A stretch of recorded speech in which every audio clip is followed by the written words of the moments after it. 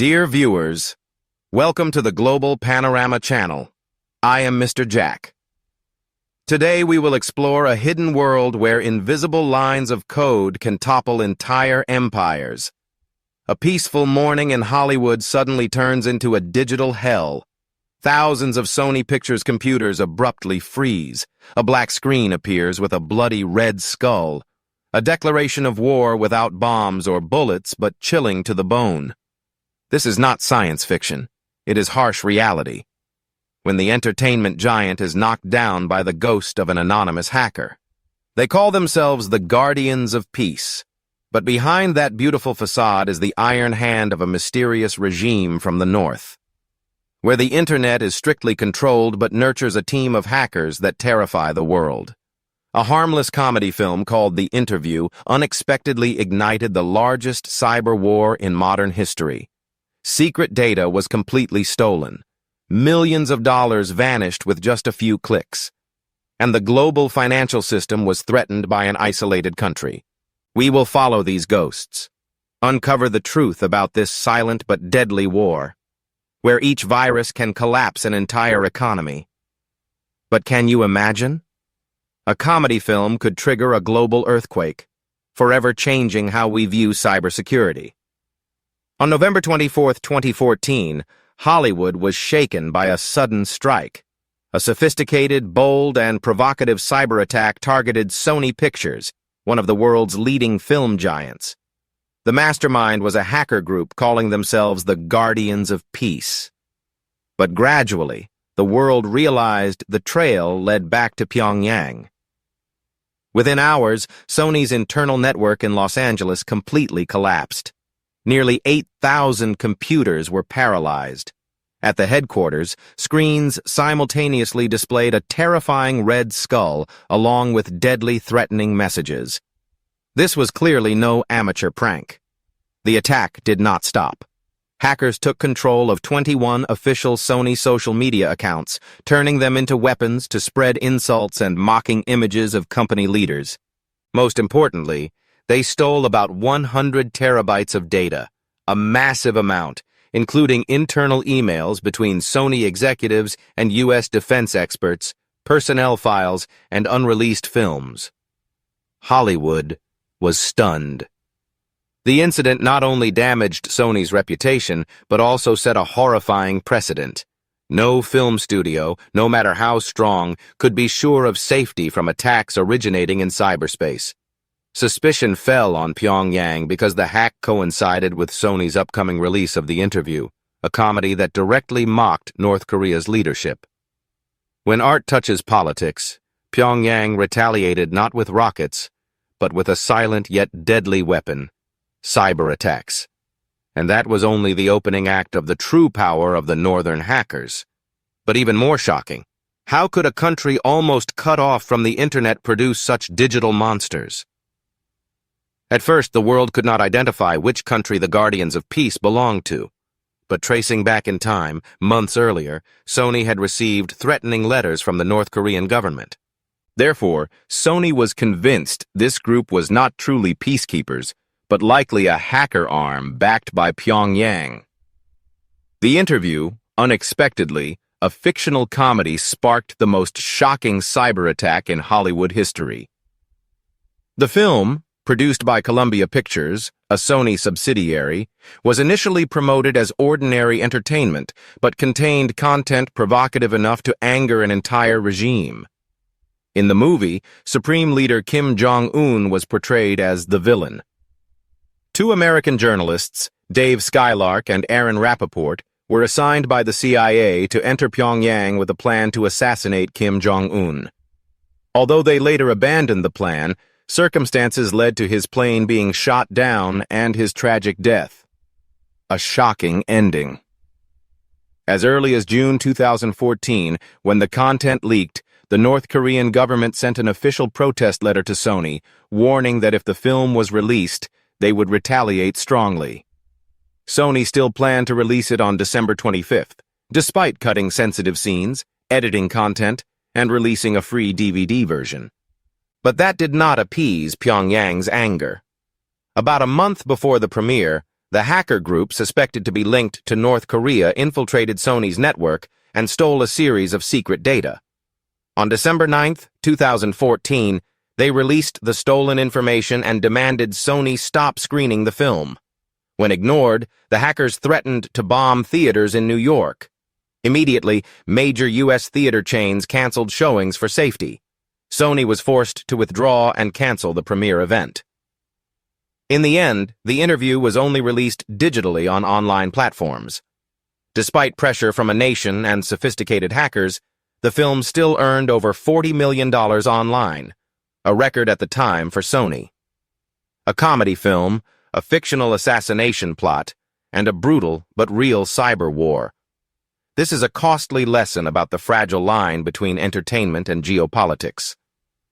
But wait, would you believe that behind it all was a military hacker unit that brought even the superpower US to its knees? February 2016, in Nagoya, Japan. A Korean debt collector named Shimamura thought he was just making a routine cash withdrawal. But no, he accidentally became a link in a plan led by the North Korean military. Shimamura received an anonymous white card. The withdrawal order was set for exactly 5 a.m. on February 15th. He and dozens of others simultaneously went to ATMs at 7-Eleven, the only place in Japan that accepts international cards. They withdrew no more than 19 times per machine, each time 100,000 yen. Exceeding 20 times would lock the card. Within 3 hours, over 1,700 ATMs across Japan were emptied of $16 million. Part of the fast cash campaign led by North Korean hackers, the white card was forged from data stolen from Standard Chartered Bank, uploaded into the system via malware. Japanese police quickly found clues. The ringleader fled to China, then disappeared in North Korea. His real identity remains unknown but is suspected to be an agent of the Reconnaissance General Bureau. But $16 million was only the beginning.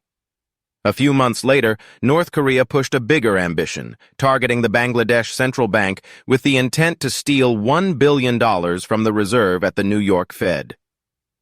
Since 2015, malicious emails were sent to Dhaka Bank employees. Hackers created backdoors and scripts, quietly monitoring for 10 months. Lazarus was ready to strike.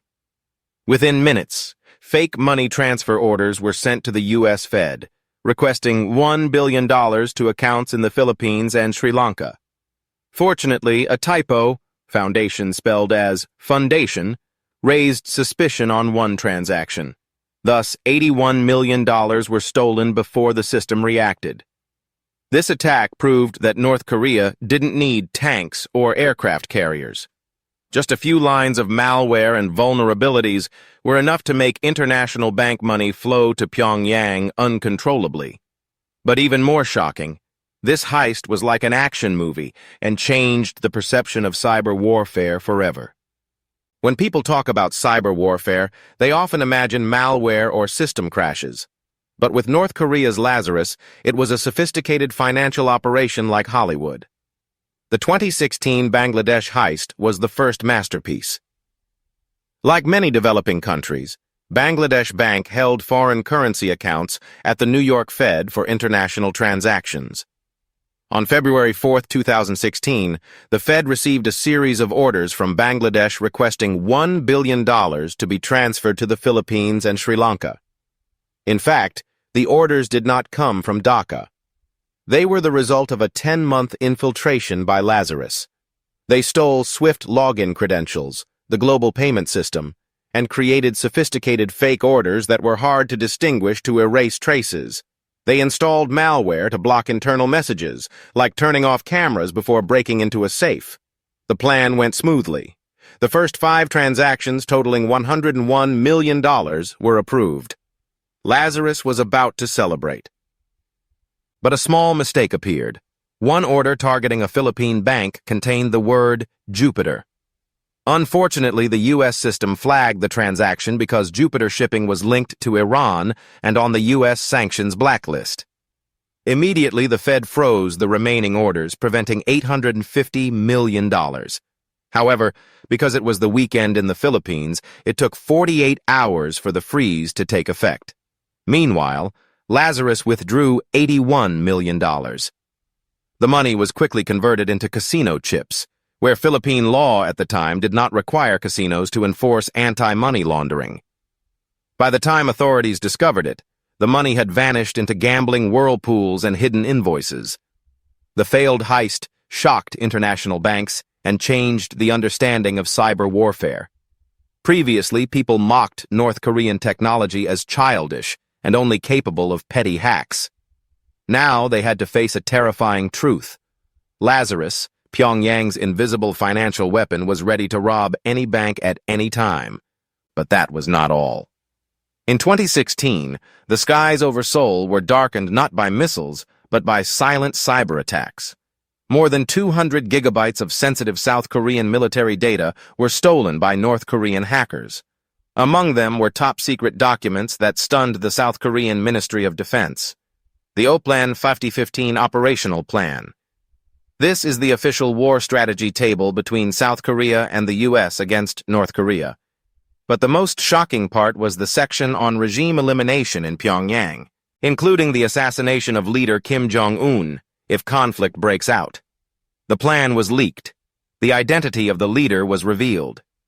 The entire South Korean military faces the risk of a decade-long strategy being exposed. Speaking to the Financial Times, Mr. Kim Tae-woo, former director of the Korea Institute for National Unification, made a bitter statement. In his heart, he even hoped that the South Korean military deliberately leaked the old documents to mislead North Korea, then use a second plan. But that hope was shattered because there is no Plan B. South Korea's real defeat is not by missiles, but by keyboards. And as if sending a global counter-message, in 2017, North Korean hackers launched a devastating strike. The WannaCry ransomware spread to over 150 countries within 72 hours, paralyzing at least 200,000 computers.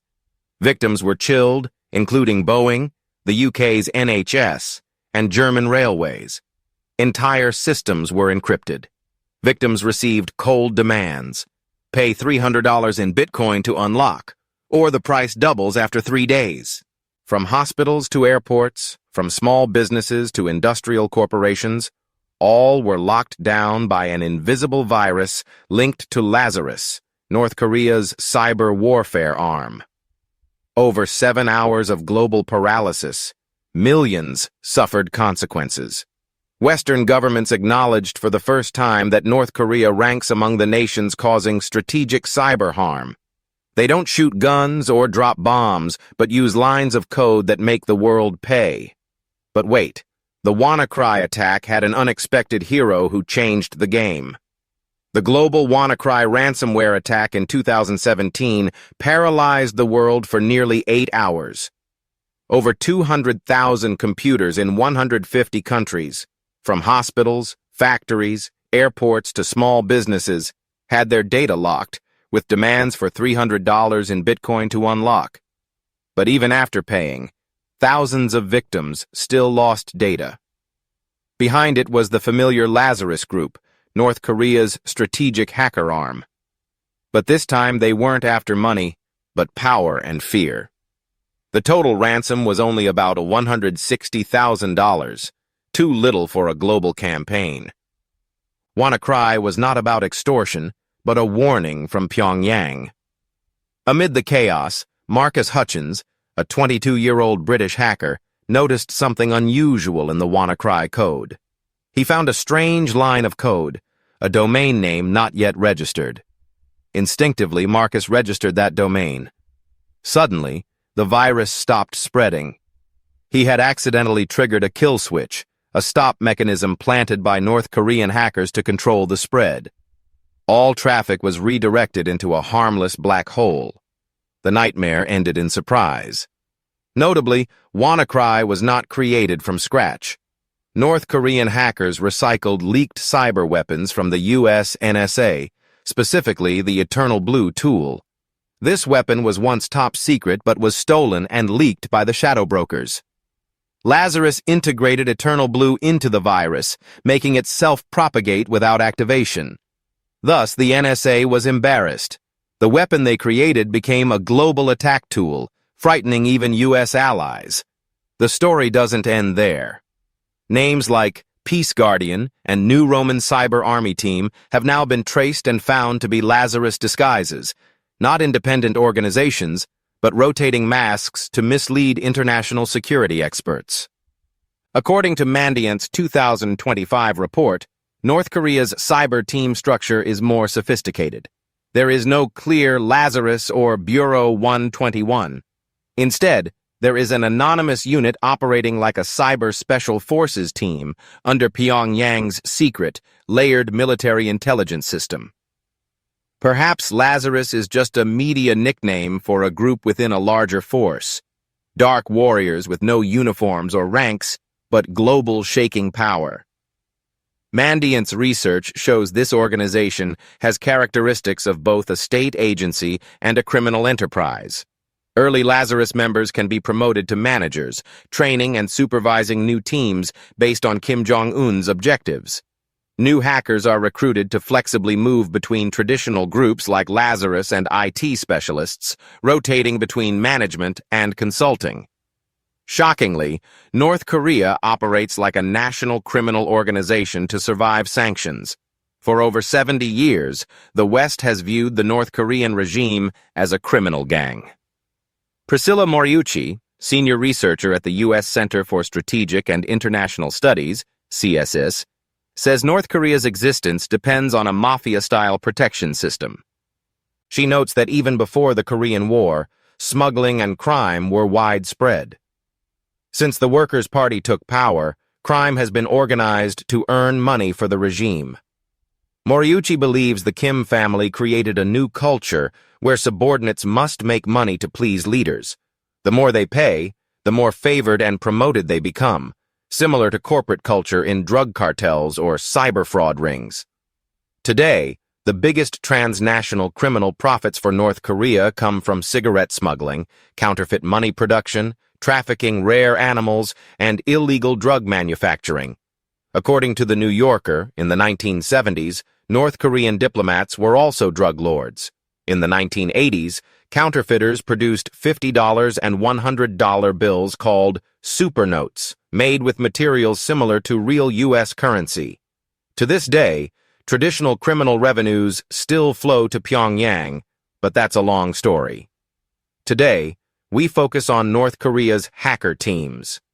In 2019, a UN expert group released a report estimating North Korea earned $2 billion through cyber attacks.